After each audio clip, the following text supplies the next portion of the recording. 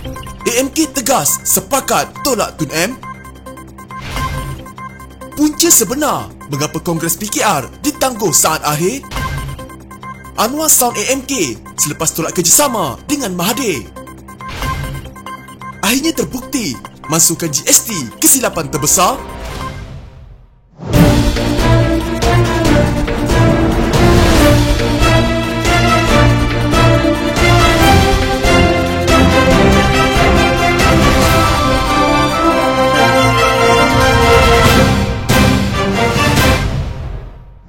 Saya ingin membawa usul menolak sebarang kerjasama politik antara Parti Keadilan Rakyat dan Tun Dr. Mahathir Mohamad. Usul ini berteraskan 5 dalil mengapa partinya perlu menolak Tun Dr. Mahathir Mohamad. Yang pertama, Tun Mahathir telah mengkhianati berjanjian dengan tidak menyerahkan kuasa pemerintahan kerajaan PH kepada Datuk Seri Anwar Ibrahim. Yang kedua, Tun Mahathir tidak memperjuangkan idealisme perjuangan reformasi dan jelas dapat dilihat apabila beliau tidak melaksanakan agenda reform semasa menjadi Perdana Menteri ke-7. Yang ketiga, Tun Mahathir merupakan beban pada mana-mana parti yang akan beliau sertai kerana kegagalan beliau memerintah semasa menjadi Perdana Menteri ke-7. Okay. Yang keempat, Tun Mahathir punya sejarah meletak jawatan tanpa berbincang dengan ketua-ketua parti komponen sehingga menyebabkan kerajaan PH jatuh. Baik. Dan yang kelima, Tun Mahathir tidak lagi mempunyai idealisme, wawasan dan visi yang jelas untuk terus menjadi pemimpin politik dalam negara ini. Kongres Angkatan Muda Keadilan AMK yang berlangsung rata-ratanya mengusulkan PKR menolak kerjasama dengan Tun Dr. Mahathir Mohamad. Setiausaha Agung AMK Pahang Ahmad Saifullah Razali ketika membahaskan ucapan dasar berkata bekas pengerusi Pakatan Harapan itu telah mengkhianati perjanjian dengan tidak menyerahkan kuasa pemerintahan pilihan rakyat kepada Presiden PKR Datuk Seri Anwar Ibrahim. Tun Mahathir tidak memperjuangkan idealisme perjuangan reformasi dan jelas dapat dilihat apabila beliau tidak melaksanakan agenda reformasi semasa menjadi Perdana Menteri ke-7. Tun Mahathir merupakan beban kepada mana-mana parti yang akan beliau sertai kerana kegagalan beliau memerintah Pakatan Harapan, katanya dalam Kongres AMK secara maya. Ahmad Saifuddin juga berkata, Mahathir meletakkan jawatan tanpa berbincang dengan ketua-ketua parti gabungan Pakatan Harapan sehingga menyebabkan kerajaan itu jatuh. Perwakilan Terengganu, Yuslaini Azmi pula menegaskan, Pakatan Harapan perlu belajar dari sejarah dan tidak membuat sebarang kerjasama dengan Mahathir lagi. Akibat kecuaian beliau sendiri mengakibatkan negara berada dalam keadaan tidak tentu hala. Jika ada insan yang ingin menamakan beliau sebagai Perdana Menteri, lagi sekali, saya tidak setuju sama sekali. Kita telah beri peluang kepada Mahathir dan tidak mungkin kita ingin ditipu buat kali kedua. Ibarat melepaskan anjing yang tersepit, katanya. Turut dikritik langkah penggantungan sidang parlimen yang kini sudah mencecah tempoh 5 bulan. Menurut perwakilan AMK Pulau Pinang, R. Krishnan, tindakan kerajaan menggantung sidang parlimen menunjukkan mereka tidak berminat untuk membincangkan masalah rakyat di peringkat tertinggi. Adalah tidak wajar dan tidak masuk akal perundangan Dewan Rakyat digantung kerana rakyat sedang menghadapi pelbagai masalah kesan daripada pandemik wabak penyakit berbahaya. Di manakah tempatnya kalau bukan parlimen untuk membincangkan kepentingan rakyat? Rakyat amat memerlukan bantuan pada masa sekarang dan menjadi tanggungjawab pemimpin untuk memikirkan cara yang terbaik kepada mereka. Maka tolonglah bersidang semula, katanya dalam sesi perbahasan. Sehinggalah sehari sebelum Kongres, iaitu semalam, saya menerima panggilan telefon dari ROS dan saya menerima surat daripada Majlis Keselamatan Negara. Surat itu menyatakan dengan jelas arahan penangguhan berasaskan kepada PKP 3 yang sedang berlangsung, sedang berjalan, dan aktiviti sosial yang tidak diletakkan dalam kategori keutamaan tidak dibenarkan, dan kerana itu Kongres Nasional Tahunan Parti Keadilan ini diarah supaya tangguh. Kemudian diikuti para berikutnya, kegagalan ataupun ketidakpatuhan terhadap arahan ini boleh membawa kepada tindakan mengikut ordinan darurat boleh dikenakan.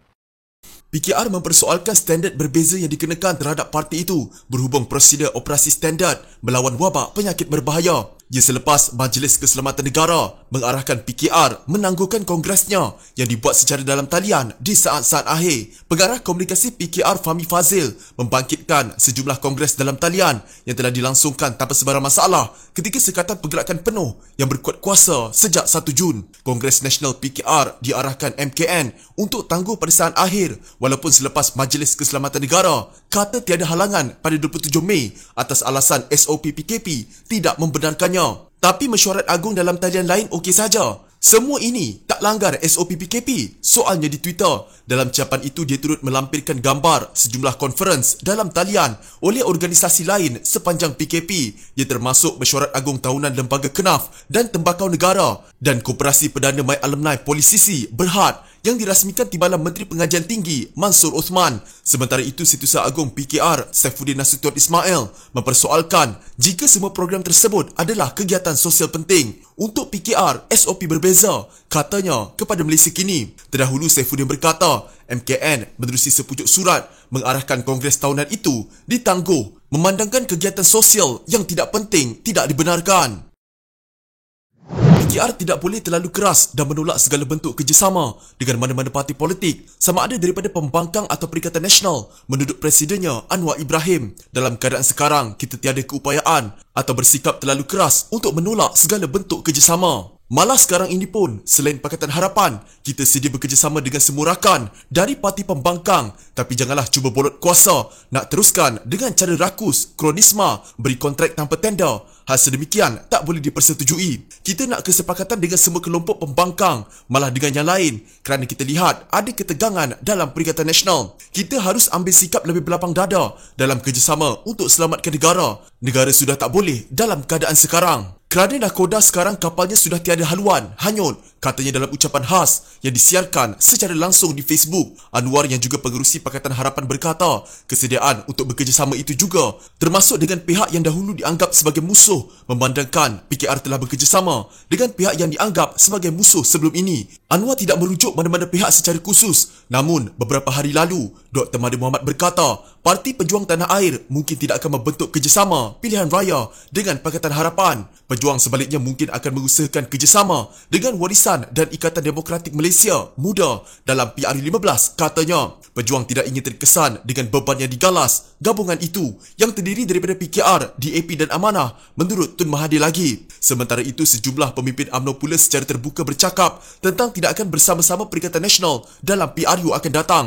Sebelum ini memang timbul spekulasi Anwar merancang untuk mengadakan kerjasama dengan pemimpin UMNO Ahmad Zaid Habidi dan Najib Razak. Kedua-duanya sedang berdepan perbicaraan di mahkamah pada masa ini. Dalam ucapan khas itu, Anwar bagaimanapun berkata, usaha ke atas kerjasama tidak seharusnya menggadaikan prinsip tabik urus yang baik. Sudahlah, pimpinan silih berganti, Perdana Menteri silih berganti, tetapi masih ada isu mengumpul kekayaan, rampas khazanah. Tetapi semua kata mereka berjuang menentang rasuah walaupun kekayaan melimpah. Kalau rakyat izinkan perkara ini berlaku, ini bermakna negara kita akan terus dilanda krisis dan malapetaka dan tidak mungkin dapat keberkatan daripada Allah untuk selamat dari krisis wabak penyakit berbahaya dan ekonomi, katanya lagi. Sementara itu, Anwar memberi peringatan kepada PKR agar tidak membiarkan perbezaan pendapat yang kecil diperbesarkan. Membangkitkan cadangan Ketua Pemuda PKR Akmal Nasir berhubung penggunaan logo parti dalam PRU15 yang dibantah DAP, Anwar berkata perkara itu akan diputuskan menerusi perbincangan. Tiada siapa boleh paksa kita. Kita juga tak boleh memaksa mereka. Dalam keadaan sekarang ini, kita perlu sempurnakan tugas dan berganding bahu dengan lebih erat dengan rakan kita DAP dan Amanah, katanya lagi. Terdahulu, Setiausaha Organisasi DAP, Anthony Luke berkata, sekarang bukan masanya untuk membincangkan penggunaan logo oleh Pakatan Harapan dalam PRU15. Mengingatkan gabungan itu telah mencapai persefahaman umum